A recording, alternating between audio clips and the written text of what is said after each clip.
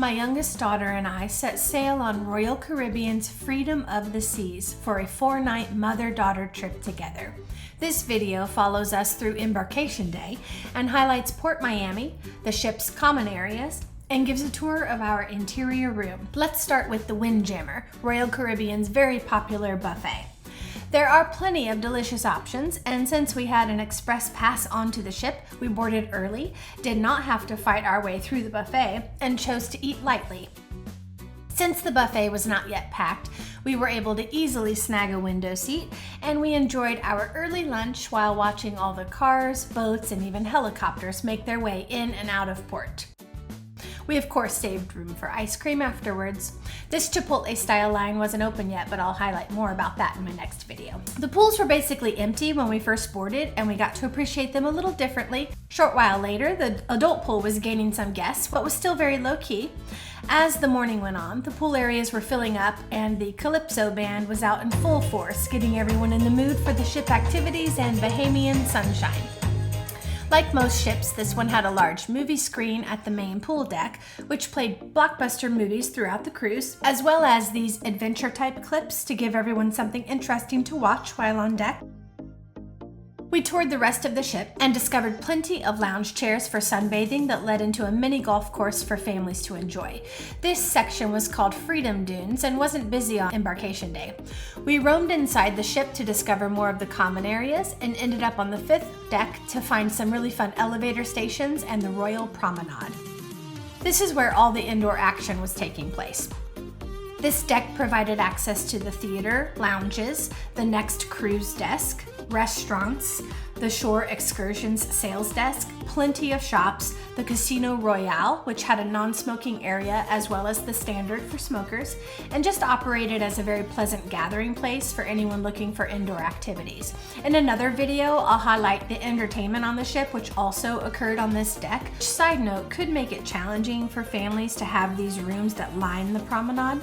Flanking both ends were elevator stations with plenty of cars on each side to properly serve the guests. The cars were large, they fit multiple people, and they ran quickly. This video is sped up only slightly.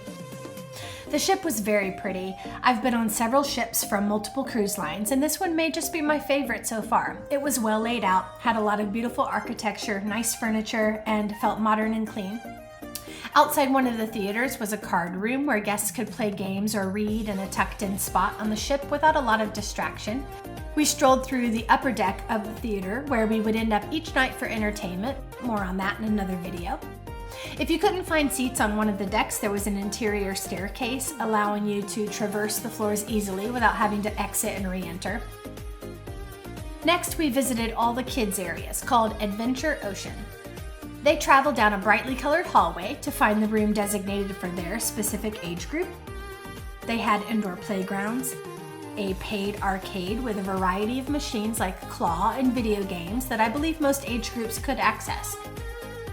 Further down was another hallway with a kids' workshop and private access to the stations where the youngest cruisers would get to spend time. Juniors for 3 to 5 and babies from 6 months to 3 years. Access to the teen room was outside only. We then ventured out to the sports court where we would find lots more really fun activities. This level had access to the big water slides, the FlowRider surfboard pool where a trainer was always on hand to guide you, and a large basketball court where we caught an impromptu game of knockout with a bunch of dudes that seemed thankful to spend their energies here. The rock climbing wall was very large and served multiple guests at the same time. The staff member would get you strapped up and then offer guidance to anyone who wanted it. I found a private deck where people seeking a quieter experience could enjoy that. Next, we will tour our cute little room on the 6th floor. I'll say I have never had an interior room before and didn't really know what to expect. I was pleasantly surprised at the size and appreciated the layout with the mirror on the back wall, which really opened up the space even more. We had twin beds and a small couch, a desk with with drawers, a decent sized closet with a safe and shelving, and there were curtains we could pull if we wanted to sort of have a separate bedroom and living room space, and it would just close fully. The bathroom was a typical size, but we were very happy to have doors on the showers. We have been on some ships that still have a shower curtain, so this was a blessing. We conveniently watched this safety briefing from our room. We unpacked to make the room home for the next 4 nights. I used these foldable hangers that really work great. Since most cruise ships have metal walls, we also bring these magnet hooks. I love the convenience of a lanyard to hold our cruise cards. I've tried a lot of these hooks and found these to be the strongest. I'll link them below if you're looking for something reliable. I brought my magnetized motion sensor light. You can see here why we needed it. That interior room was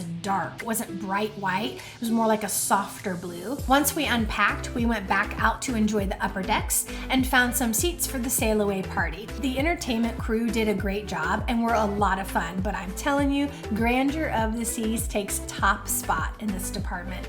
They are still our benchmark at this point. Miami was getting cloudy, so we were ready to get out of Dodge and head for the Bahamas. Stay tuned for upcoming videos highlighting the entertainment, food experiences, excursions, and Vitality Spa and Gym aboard Freedom of the Seas.